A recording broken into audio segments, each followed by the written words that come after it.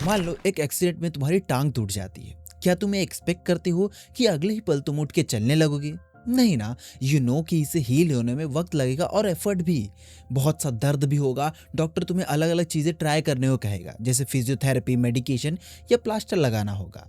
पर जब दिल टूटता है तो खुद से और दूसरों से एक्सपेक्ट करते हैं कि 2 दिन में सब कुछ ठीक हो जाए, मूव ऑन कर लो, लाइफ में आगे बढ़ो। पर यार, दिल का फ्रैक्चर भी उतना ही रियल है, शायद उससे भी ज्यादा पेनफुल। क्योंकि टूटे हुए टांग को तो तुम देख सकते हो, एक्सरे में पता चल सकता है, पर टूटे हुए दिल का क्या?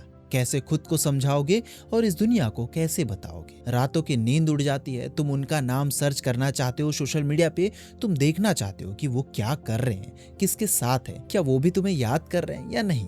और फिर अचानक से तुम्हें रियलाइज होता है कि इट्स ओवर, वो तुम्हारे नहीं है। और उस रियलाइजेशन के साथ एक अजीब सा दर्द चेस्ट में फील होता है, जैसे फिजिकली कुछ टूट गया है।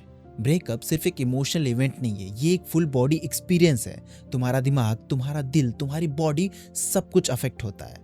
आज मैं तुमसे बात करने वाला हूं कि एक्चुअली कैसे हील होता है एक ब्रोकन हार्ट। ये कोई मोटिवेशनल स्पीच नहीं होगी जिसमें मैं तुम्हें कहूंगा मूव ऑन करो, बहुत लोग हैं इस दुनिया में। ये एक ऑनेस्ट वीडियो होगी अबाउट व्हाट एक्चुअली वर्क्स और क्यों हीलिंग इतनी मुश्किल है। अगर तुम अभी इस पेन से गुजर रहे हो या कभी गुजरे हो तो ये कहानी तुम्हारी है। सबसे पहली बात जो तुम्हें समझना जरूरी है, तुम्हारा इमोशनल पेन उतना ही वैलिड है जितना कि फिजिकल पेन। एक स्टडी में साइंटिस्ट ने बहुत से लोगों के ब्रेन को स्कैन किया, उस वक्त जब लोग फिजिकल पेन में थे और जब उन्हें रिजेक्शन या हार्ट ब्रेक फील हो रहा था। गेस व्हाट, ब्रेन में सेम एरियाज एक्टिवेट हुए। मतलब तुम्हारा दिल का दर्द सच में एक दर्द है। ये कोई ड्रामा नहीं है, ये कोई ओवर रिएक्शन नहीं है, ये बायोलॉजिकल न्यूरोलॉजिकल रियलिटी है। तो पहली चीज जो तुम्हें करनी है, अपने पेन को वैलिडेट करो। खुद से कहो कि हाँ, मुझे बहुत दर्द हो रहा है और ये ओके है, मैं भी एक इंसान हूं, मुझे भी हक है दुखी होने का। और जब तक तुम ये एक्सेप्ट नहीं करोगे तब तक हीलिंग स्टार्ट नहीं होगी, क्योंकि तुम अपने इमोशन को सप्रेस करोगे। और जो इमोशन सप्रेस किए जाते हैं ना, वो एम्पलीफाई हो जाते हैं। अब बात करते हैं उस सबसे बड़ी गलती की जो लोग करते हैं। ब्रेकअप के बाद वो ट्राई करते हैं कि जल्दी से जल्दी वो मूव ऑन कर ले। लोग तुमसे कहते हैं भूल जाओ यार, लाइफ में आगे बढ़ो। पर ये सबसे बड़ा मिथ है। तुम किसी लॉस को भूल नहीं सकते, तुम उसे अवॉइड नहीं कर सकते। बिजी रहकर या तुरंत किसी और के साथ मूव ऑन करके तुम इस दर्द से भाग नहीं सकते।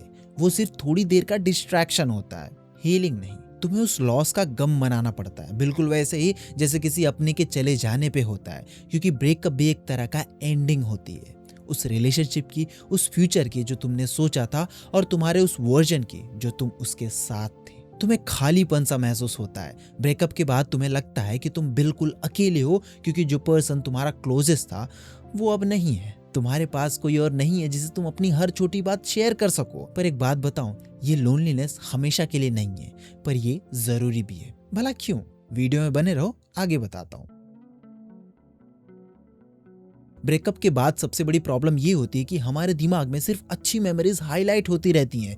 तुम भूल जाते हो कितने फाइट्स हुई थी, कितने टॉक्सिक पैटर्न थे, कितनी बार तुम्हें हर्ट होना पड़ा। तुम्हें बस वो कॉफी डेट्स याद थी, वो लेट नाइट कन्वर्सेशन याद थी, वो एक वेकेशन याद आता है जहां सब कुछ परफेक्ट लग रहा था। ये सिलेक्टिव मेमोरी है और ये तुम्हें स्टक रखती है। क्योंकि जब तुम्हें लगता है कि तुमने कुछ परफेक्ट खो दिया तो तुम्हें लगता है कि अब ऐसी चीज दोबारा नहीं मिलेगी। पर रियलिटी ये है कि वो रिलेशनशिप परफेक्ट नहीं था। अगर परफेक्ट होता तो टूटता ही नहीं। तो कॉन्शियसली तुम्हें अपने आप को याद दिलाना होगा कि हाँ, अच्छे मोमेंट थे, पर प्रॉब्लम भी थी, रेड फ्लैग्स भी थे, और ये डिनायल से बाहर आना बहुत जरूरी है। ब्रेकअप के बाद या तो तुम सामने वाले को पूरा ब्लेम करते हो, वो बहुत सेल्फिश था, उसकी वजह से सब कुछ खराब हुआ, या फिर तुम खुद को कंप्लीटली ब्लेम करते हो, मैं ही काफी नहीं था, मेरी गलती की वजह से रिलेशनशिप खराब हुआ। पर रियलिटी है कि रिलेशनशिप दो लोगों के बीच होती है। हाँ, शायद किसी का ज्यादा गलती थी और किसी की कम, पर हर रिलेशनशिप में दोनों लोग कंट्रीब्यूट करते हैं, अच्छे में भी और बुरे में भी। तो तुम्हें एक बैलेंस पर्सपेक्टिव चाहिए। एक्नॉलेज करो कि क्या गलत हुआ विदाउट कंप्लीटली डिस्ट्रॉइंग योरसेल्फ या दूसरे को। क्योंकि अगर तुम सब ब्लेम खुद पे ले जाओगे तो तुम्हारी सेल्फ वर्थ डिस्ट्रॉय हो जाएगी, और अगर तुम सब ब्लेम दूसरे पे डालोगे तो तुम विक्टिम मेंटालिटी में फंस के रह जाओगे और कभी ग्रो नहीं कर पाओगे। असल बात ये है, तुम्हारा जो पार्टनर था वो परफेक्ट नहीं था, और तुम्हारा जो रिलेशनशिप था वो भी परफेक्ट नहीं था। But here is the thing, तुम भी परफेक्ट नहीं थे और ये ओके है। परफेक्शन का एक्सपेक्टेशन ही गलत है। तुम दोनों इम्परफेक्ट ह्यूमन थे जो कुछ टाइम तक साथ थे और फिर रास्ते अलग हो गए। ये नेसेसरली किसी एक का फॉल्ट नहीं है। समटाइम्स लोग ग्रो करते हैं डिफरेंट डायरेक्शन में, समटाइम्स टाइमिंग गलत होती है, समटाइम्स कंपैटिबिलिटी इश्यूज होते हैं और ये रियलाइज करना बहुत इंपॉर्टेंट है क्योंकि ये तुम्हें क्लोजर देता है। तुम बार बार खुद से ये सवाल नहीं पूछते कि क्यों हुआ, क्या गलत हुआ था। ये सब क्वेश्चन से तुम बाहर आ जाते हो। नो कॉन्टैक्ट रूल के बारे में शायद आपने सुना होगा, पर इसकी रियल साइकोलॉजी क्या है? जब तुम रिपीटेडली उस पर्सन को देखते हो, उनसे बात करते हो, उन्हें सोशल मीडिया पे स्टॉक करते हो, तो तुम अपने ब्रेन को कंफ्यूज कर रहे होते हो। तुम्हारा ब्रेन समझ ही नहीं पाता कि ये रिलेशनशिप खत्म हो गया है या फिर नहीं हुआ है, क्योंकि सिग्नल तो वही आ रहा है जैसा पहले रिलेशनशिप में था। हर बार जब तुम उनका नाम देखते हो, उनकी फोटो देखते हो, उनसे इंटरेक्ट करते हो, तुम्हारा ब्रेन में डोपामिन रिलीज होता है, एग्जैक्टली वही केमिकल जो एडिक्शन में रिलीज होता है। तो तुम लिटरली एडिक्टेड हो जाते हो किसी ड्रग के, और जब तक तुम उस ड्रग से कंप्लीटली डिटॉक्स नहीं करोगे, तुम्हें विड्रॉल सिम्टम्स होंगे। No contact is not about playing game कि वो तुम्हें मिस करे। नो कॉन्टेक्ट इज अबाउट तुम्हें अपने ब्रेन को रीसेट करने का चांस देना पड़ेगा। तुम्हें अपनी आइडेंटिटी को उस पर्सन से अलग करने का टाइम देना होगा, minimum 30 days, ideally 60 to 90 days. और इसमें सोशल मीडिया स्टॉकिंग भी इंक्लूड है। उन्हें अनफॉलो करो, म्यूट करो, जो भी करना पड़े वो करो, क्योंकि हर बार जब तुम उनकी स्टोरीज देखते हो, तुम अपने जख्मों पे नमक छिड़क रहे होते हो। शायद तुमने भी कभी ना कभी ये लाइन सुनी होगी, टाइम हील्स एवरीथिंग। नहीं, टाइम खुद कुछ नहीं करता, तुम टाइम के साथ क्या करते हो वो मायने रखता है। अगर तुम 6 महीने तक हर रोज उनके फोटोज देखोगे, उनके बारे में सोचोगे, उनके मैसेजेस रीड करोगे, तो 6 महीने बाद भी तुम वहीं पे रह जाओगे। पर अगर तुम उन 6 महीनों में एक्टिवली अपने इमोशन को प्रोसेस करो, नए एक्सपीरियंसेस दो अपने आप को, नए कनेक्शन बनाओ, अपने गोल्स पे फोकस करो, तो 6 महीने में बहुत कुछ चेंज हो सकता है। Time is just a container, तुम्हें उस कंटेनर को राइट थिंग से फिल करना पड़ेगा। एक डेंजरस फेज है जो ऑलमोस्ट हर किसी की जिंदगी में आता है। तुम सोचते हो कि अगर रोमांटिक रिलेशनशिप नहीं हो सकता तो एटलीस्ट फ्रेंडशिप तो रख ही सकते हैं, पर मैंने ये देखा ये ऑलमोस्ट हमेशा बैकफायर करता है, स्पेशली इमीडिएटली आफ्टर ब्रेकअप, क्योंकि तुम्हारा अटैचमेंट अभी भी स्ट्रांग है। जब तुम फ्रेंडशिप के नाम पे उनके साथ टाइम स्पेंड करोगे, तुम्हारे अंदर होप रहेगी कि शायद कुछ हो सकता है। जब तुम उन्हें किसी और के साथ देखोगे, तुम्हें जेलसी होगी। हाँ, मे बी फ्यूचर में कभी रिलेशनशिप पॉसिबल हो सकती है, पर अभी नहीं। अभी तुम्हें डिस्टेंस चाहिए, तुम्हें अपने आप को हील करने का स्पेस देना होगा। और जेन्युइन फ्रेंडशिप तभी पॉसिबल है जब दोनों मूव ऑन कर चुके हों। ये मेरा फेवरेट पार्ट है, अपने इमोशन को एक क्रिएटिव आउटलेट दो। अगर तुम्हें लिखना आता है तो लिखो, पोइट्री, जर्नल, स्टोरीज, कुछ भी। अगर तुम्हें पेंटिंग या ड्राइंग आती है तो पेंट करो। अगर म्यूजिक तुम्हारा मीडियम है तो कंपोज करो, सिंग करो। ब्रेकअप के बाद तुम्हारे अंदर एक इमोशन का ओशन होता है, अगर तुम उसे अंदर ही सप्रेस करोगे तो वो टॉक्सिक बन जाएगा, पर अगर तुम उस क्रिएटिविटी को एक्सप्रेस करोगे तो वो ट्रांसफॉर्म हो जाएगा। बहुत सारे ग्रेटेस्ट आर्टिस्ट, राइटर, म्यूजिशियंस ने उनके सबसे पावरफुल वर्क हार्ट ब्रेक के टाइम ही क्रिएट किया है, क्योंकि पेन तुम्हें डेप्थ देता है, पेन तुम्हें वल्नरेबिलिटी देता है, और वो वल्नरेबिलिटी आर्ट को पावरफुल बनाती है। तो अपने पेन को वेस्ट मत करो, उसे यूज करो, कुछ क्रिएट करो, कुछ खूबसूरत सा बनाओ, क्योंकि क्रिएशन हीलिंग का सबसे इफेक्टिव फॉर्म है। तो कुछ ना कुछ बनाओ, अपने जख्मों से कुछ लिखो। मान लो मैं कह दूं कि इस दुनिया में बहुत कुछ है गमे इश्क के अलावा, पर ये इतना इम्पैक्टफुल नहीं है जब तक तुम उसे खुद ना एक्सपीरियंस कर लो। क्योंकि यार, बोलता हर कोई है कि मूव ऑन करो, पर कैसे? थियरी में आसान लगता है, पर प्रैक्टिकली इतना मुश्किल क्यों है ये? इसमें सोशल सपोर्ट कुछ हद तक हेल्प कर सकता है। तुम्हें अपने फ्रेंड्स और फैमिली के साथ टाइम स्पेंड करना चाहिए, पर यह भी ध्यान रखो कि तुम रिपीटेडली सेम स्टोरी को रिहर्स मत करते रहो किसी के भी साथ, क्योंकि जब तक तुम बार बार वही कहानी सुनाते हो किसी को, तो तुम्हारा ब्रेन उस नैरेटिव को रीइंफोर्स करता है, तुम विक्टिम मेंटालिटी में स्टक हो जाते हो। तो हाँ, अपने दर्द को शेयर करो, पर एक लिमिट रखो, और फिर कोशिश करो कि इस बातचीत में कुछ नए टॉपिक्स लेके आओ। अपने फ्रेंड्स के साथ वो एक्टिविटी करो जो तुम जेन्युइनली एंजॉय करते हो, और उनके साथ एक जेन्युइन कनेक्शन बनाओ, क्योंकि लाइफ में और भी बहुत सारी चीजें हैं करने के लिए। एक पावरफुल एक्सरसाइज है क्लोजर लेटर। ये लेटर तुम अपने लिए लिखोगे। इसमें तुम लिख सकते हो वो सब कुछ जो तुम उन्हें कहना चाहते हो। क्या तुम्हें हर्ट हुआ, क्या तुम मिस करते हो, तुम क्यों गुस्सा हो, और तुम्हें क्या रिग्रेट है। सब कुछ। और जब तुम ये लेटर लिख रहे होगे तुम्हें थोड़ा हल्का महसूस होगा, तुम्हारे अंदर जो इमोशन स्टक है वो बाहर आएंगे। और फिर एक बार जब तुम इसे पूरा लिख लो तुम डिसाइड कर सकते हो कि इसे डिस्ट्रॉय कर देना है या अपने पास एक मेमोरी की तरह रखना है। पर कभी सेंड मत करना, क्योंकि ये एक्सरसाइज तुम्हारे लिए है, उनके लिए नहीं। तुम्हें क्लोजर किसी और से नहीं मिलेगा, तुमने अपने आप को ही क्लोजर देना पड़ेगा। क्लोजर का मतलब ये नहीं कि तुम्हें सारे सवालों के जवाब मिल जाएंगे। क्लोजर का मतलब है कि तुम एक्सेप्ट करो कि इट्स ओवर और तुम्हें आगे बढ़ना पड़ेगा। अब फिजिकल हीलिंग की बात करते हैं, जो बहुत ज्यादा लोग इग्नोर करते हैं। ब्रेकअप के बाद तुम्हारी बॉडी स्ट्रेस में होती है, तुम्हारा कॉर्टिसोल लेवल हाई होता है, तुम्हारा स्लीप साइकिल डिस्टर्ब हो जाता है, तुम्हारा एपिटाइट या तो कंप्लीटली खत्म हो जाता है या तुम्हें जंक फूड क्रेविंग होती है। तो फिजिकल हेल्थ पे ध्यान देना जरूरी है।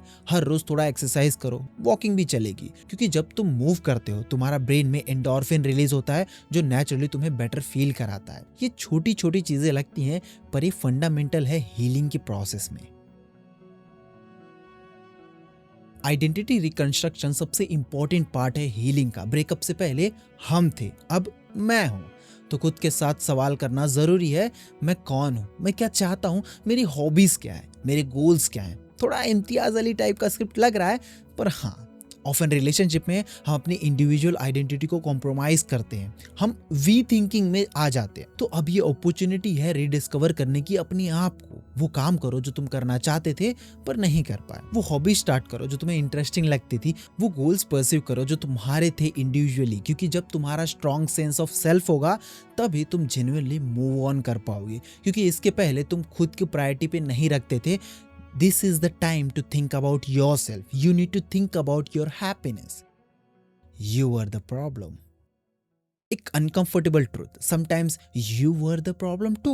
बहुत इजी है सारी गलती दूसरे पे डाल देना, पर ऑनेस्ट सेल्फ रिफ्लेक्शन भी जरूरी है। क्या तुमने भी कुछ मिस्टेक्स की? क्या तुम्हारी भी कुछ पैटर्न्स थे जो अनहेल्दी थे? ये सेल्फ ब्लेम करना नहीं है, ये सेल्फ अवेयरनेस डेवलप करना है। क्योंकि अगर तुम अपने मिस्टेक्स को एक्नॉलेज और एड्रेस नहीं करोगे तो तुम वही पैटर्न फ्यूचर रिलेशनशिप में भी रिपीट करते रहोगे। तो एक जर्नल रखो या अपने दिमाग में ही नोट कर लो, लिखो कि इस रिलेशनशिप में तुमने क्या सीखा, तुम्हारे ग्रोथ एरियाज क्या हैं, क्या बिहेवियर्स थे जो तुम्हें चेंज करना चाहिए। ये अनकंफर्टेबल हो सकता है पर ये प्रोसेस बहुत जरूरी है तुम्हारे ट्रांसफॉर्मेशन के लिए। ब्रेकअप के तुरंत बाद किसी नए के साथ इन्वॉल्व होना बहुत टेम्पटिंग लगता है, क्योंकि तुम्हें लगता है कि ये तुम्हें डिस्ट्रैक्शन देगा, ये तुम्हारी पेन को कम करेगा, ये तुम्हें वैलिडेट करेगा कि हाँ मैं अट्रैक्टिव हूँ, मैं लवेबल हूँ। पर ऑलमोस्ट ऑलवेज ये बैकफायर करती है, क्योंकि तुम इमोशनली अवेलेबल नहीं हो, तुम बैगेज कैरी कर रहे हो अपने पुराने रिलेशनशिप का, तुम अनफेयर कंपैरिजन करोगे और इवेंचुअली वो नया पर्सन हर्ट होगा। और शायद तुम शायद क्या हो गए तो मिनिमम कुछ महीने लो अपने लिए। ये जरूरी नहीं कि तुम कंप्लीटली हील हो जाओगे बिफोर डेटिंग अगेन, पर तुम्हें कम से कम स्टेबल होना चाहिए, तुम्हें अपनी आइडेंटिटी रिक्लेम करनी चाहिए, तुम्हें इंडिपेंडेंटली खुश रहना सीखना चाहिए before exploring a new connection. कुछ गाने तुम्हें उनकी याद दिलाएंगे, कुछ खास जगह होंगी जहां जाते ही वो नजर आएंगे, इफ नॉट फिजिकली तो यादों में ही सही। Certain dates, anniversary, birthday difficult होंगे बहुत ज्यादा, ये नॉर्मल है। तुम इन ट्रिगर्स को कंप्लीटली अवॉइड नहीं कर सकते हो, पर तुम खुद को प्रिपेयर कर सकते हो। अगर तुम्हें पता है कि एक पर्टिकुलर सॉन्ग तुम्हें इमोशनल करता है तो उसे अवॉइड करो इनिशियली। अगर कोई जगह पेनफुल मेमोरीज लाती है तो वहां इमीडिएटली जाने की जरूरत नहीं है। और जब ट्रिगर हिट करे एक्नॉलेज करो, कहो कि हाँ ये हार्ड है पर मैं इसे हैंडल कर सकता हूँ। डीप ब्रीथ लो, अपने आप को ग्राउंड करो प्रेजेंट मोमेंट पे, क्योंकि तुमने एक पर्टिकुलर फ्यूचर विजुअलाइज किया था उस पर्सन के साथ, शायद शादी, घर, बच्चे या कुछ भी, और वो फ्यूचर पॉसिबल नहीं है तो तुम्हें एक नया फ्यूचर इमेजिन करना होगा। और ये बहुत ज़्यादा स्कैरी होता है क्योंकि तुम्हें पता नहीं कि अब क्या होगा, पर ये एक्साइटिंग भी है क्योंकि अब तुम्हारे पास एक ब्लैंक कैनवस है, तुम जो चाहते हो वो क्रिएट कर सकते हो। तो विजुअलाइज करो 1 साल बाद तुम कहाँ होना चाहते हो, क्या करना चाहते हो, कैसा फील करना चाहते हो, और फिर स्मॉल स्टेप्स लो उस विजन की तरफ। ये तुम्हें पर्पस देगा, ये तुम्हें फॉरवर्ड मूवमेंट का सेंस देगा और तुम जिंदगी में आगे बढ़ पाओगे। द लॉस एक कॉन्सेप्ट है साइकोलॉजी में, पोस्ट ट्रॉमेटिक ग्रोथ, मतलब ट्रॉमा के बाद ग्रोथ। जब तुम किसी पेनफुल एक्सपीरियंस से गुजरते हो और उसमें से कुछ सीखते हो तो तुम पहले से बहुत ज़्यादा स्ट्रॉन्गर और वाइजर बन के निकलते हो। ब्रेकअप भी एक ट्रॉमा ही है, पर इसका मतलब ये नहीं कि तुम परमानेंटली डैमेज हो। इसका मतलब ये है कि तुम्हें एक अपॉर्चुनिटी मिली है ग्रो करने की। तुम्हें पता चलता है कि तुम्हें रिलेशनशिप में क्या चाहिए, तुम्हें पता चलता है कि क्या डील ब्रेकर है, तुम्हें पता चलता है कि कैसे कम्युनिकेट कर सकते हो बेटर तरीके से, तुम्हें पता चलता है कि तुम्हारी इनसिक्योरिटीज क्या है जिन पे तुम्हें काम करना है। ये सब लर्निंग्स है जो तुम्हें एक बेहतर इंसान बनाती है और एक बेहतर पार्टनर ढूंढने में हेल्प करती है, ताकि तुम फ्यूचर में एक बेहतर जिंदगी जी सको। तो आपका ब्रेकअप एक लॉस नहीं है, ये एक तरह का लर्निंग प्रोसेस है। माफ करना सीखो, दूसरों को भी और खुद को भी। अगर तुम्हारे एक्स ने तुम्हें हर्ट किया तो उसे फॉरगिव करना डजंट मीन कि तुम उन्हें जस्टिफाई करते हो उनके बिहेवियर को। इसका मतलब ये है कि तुम उस पेन को जाने देते हो जो तुम्हें पॉइजन कर रहा है। क्योंकि जब तुम ग्रज होल्ड करते हो तो तुम एक्चुअली खुद को हर्ट करते हो, उन्हें नहीं। वो तो मूव ऑन कर गया शायद, पर तुम अभी भी उस बिटरनेस में स्टक हो। तो कॉन्शियसली डिसाइड करो कि हाँ, गलत हुआ मेरे साथ, पर मैं इसे अपनी लाइफ डिफाइन नहीं करने दूंगा। और खुद को भी माफ करो जो गलतियां तुमने की, और खुद को एक बेहतर इंसान बनाओ। एक्सेप्ट करो, लर्न करो और आगे बढ़ो। अब एक रियल क्वेश्चन, कब पता चलेगा कि तुम हील हो गए हो? ऐसा नहीं होता कि एक दिन सडनली तुम उठोगे और रियलाइज करोगे कि सब कुछ सही हो गया। ये ग्रेजुअल प्रोसेस है। एक दिन तुम्हें रियलाइज हुआ कि तुम पूरा दिन उनके बारे में नहीं सोचा। एक दिन तुम उनकी फोटो देखोगे और एक शार्प सा पेन महसूस होगा। एक दिन कोई गाना बजेगा जो तुम्हारा सॉन्ग था और तुम महसूस कर पाओगे कि तुम कितने टूटे हो। और एक दिन तुम उस टूटेपन से बाहर निकलना भी सीख जाओगे। तुम वो गाना सुनने के बाद मुस्कुराओगे नॉस्टैल्जिया में कि कितने खूबसूरत लम्हे थे। और एक दिन ऐसा आएगा जब तुम जेन्युइनली किसी नए पर्सन में इंटरेस्टेड फील कर पाओगे। ये छोटे छोटे सिग्नल्स है हीलिंग के, और जब तुम्हें ये लगे कि तुम हील हो रहे हो तो इसे सेलिब्रेट करो। बहुत बार लोग मुझसे पूछते हैं कि यार कितना टाइम लगेगा मूव ऑन करने में, और ऑनेस्ट आंसर तो ये है, I don't know. Her relationship different होता है। कितना डीप था, कितने टाइम तक था, कैसे एंड हुआ, ये सब फैक्टर मैटर करते हैं। कुछ लोगों को महीनों लगते हैं, कुछ लोगों को साल लग जाते हैं, और ये ओके है। तुम्हें किसी टाइमलाइन को फॉलो करने की जरूरत नहीं है।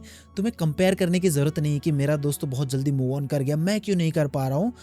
तुम्हारी जर्नी तुम्हारी है, तो प्रेशर मत लो, अपने पेस से चलो और ट्रस्ट द प्रोसेस कि हाँ, इवेंचुअली तुम हील हो जाओगे। बस कंसिस्टेंट रहना होगा, हर रोज छोटे छोटे स्टेप्स लेने होंगे।